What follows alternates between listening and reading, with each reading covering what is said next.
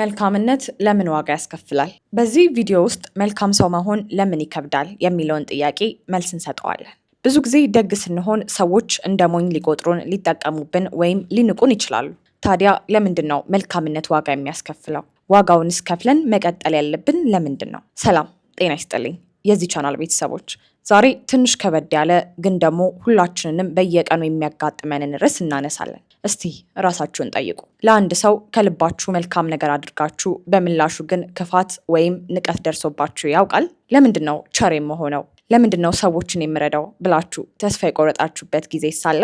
መልካምነት ነፃ ነው ይባላል፣ ግን እውነታው ሌላ ነው። መልካምነት ዋጋ ያስከፍላል። ጊዜህን፣ ጉልበትህን፣ አንዳንዴም ስምህንና ክብርህን ሊያስከፍልህ ይችላል። ዛሬ መልካምነት ለምን ዋጋ እንደሚያስከፍለንና በዛ ዋጋ ውስጥ እንዴት ጠንካራ ሆነን እንደምንወጣ እናያለን። እስከ መጨረሻው አብራችሁኝ ቆዩ። መልካምነት ዋጋ ከሚያስከፍልባቸው ምክንያቶች አንዱ ሰዎች መልካምነትንና የዋህነትን ስለሚደባልቁት ነው። ደግ ስትሆን ብዙ ሰው እንደ ፈሪ ወይም ምንም የማይገባው ሰው፣ በተለምዶ ፋራ እንደሚባለውም አድርገው ያይኋል። ለምሳሌ በስራ ቦታ ወይም በትምህርት ቤት ውስጥ ሁል ጊዜ ሰዎችን ለመርዳት ፈቃደኛ ከሆንክ ሰዎች የራሳቸውን ስራ በአንተ ላይ መጫን ይጀምራሉ።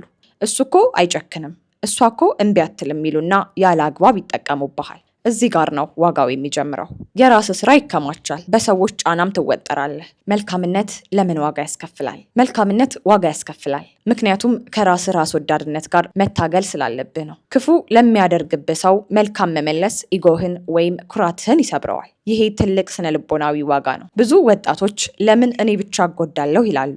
ዓለም ራስ ወዳድ በሆነችበት ሁኔታ ውስጥ አንተ ልዩ ሆነ ለመገኘት ስትሞክር ማዕበሉ አንተ ላይ ይበረታል። ድንበር አለማበጀት ዋነኛው ዋጋ አስከፋይ ነው። መልካምነት ዋጋ የሚያስከፍለው ድንበር ወይም ባውንደሪ ስለሌለን ነው። እውነተኛ መልካምነት አይሆንም ማለትንም ጭምር ነው። ለምሳሌ አንድ ጓደኛ ሁል ጊዜ ገንዘብ እየተበደረ የማይመልስልህ ከሆነና አንተ ደግሞ ተቸግሮ ይሆናል በሚል ዝም ካልከው መልካምነትህ ሳይሆን ድንበር አለማበጀት ዋጋ እያስከፈለ ነው። እውነተኛ መልካምነት ለጓደኛ አሁን አልሰጥህም ምክንያቱም ያለፈውን ስላልመለስክ፣ ይሄ ደግሞ ለጓደኝነታችን ስለማይበጅ ብለህ በግልጽ መንገር ነው። ታዲያ ዋጋ የሚያስከፍል ከሆነ ለምን መልካም እንሆናለን? ምክንያቱም መልካምነት እንደ አጭር ርቀት ሩጫ ሳይሆን እንደ ማራቶን ነው። የፈለገ ዋጋ ቢከፈል ክፉ አድርጎ ከሚሰማ የህሊና ጸጸት መልካም አድርገ የሚሰማ የልብ ረፍት ይበልጣል። ሰዎች አንተን ሲያስቡ በታማኝነትህና በደግነትህ የሚያውቁ ከሆነ ያ ካፒታልህ ነው። አዎ መልካምነት ዋጋ ያስከፍላል። ነገር ግን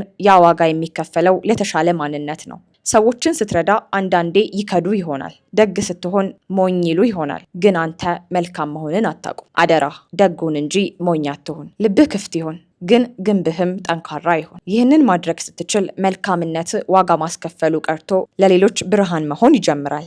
ይህ ቪዲዮ ከተመቻችሁ ላይክ አድርጉት፣ ለጓደኞቻችሁም አጋሩት። እናንተስ መልካም በመሆናችሁ የከፈላችሁት ዋጋ አለ? ኮሜንት ላይ አጋሩን። በሚቀጥለው ቪዲዮ እስክንገናኝ ቸር ሰንብቱ።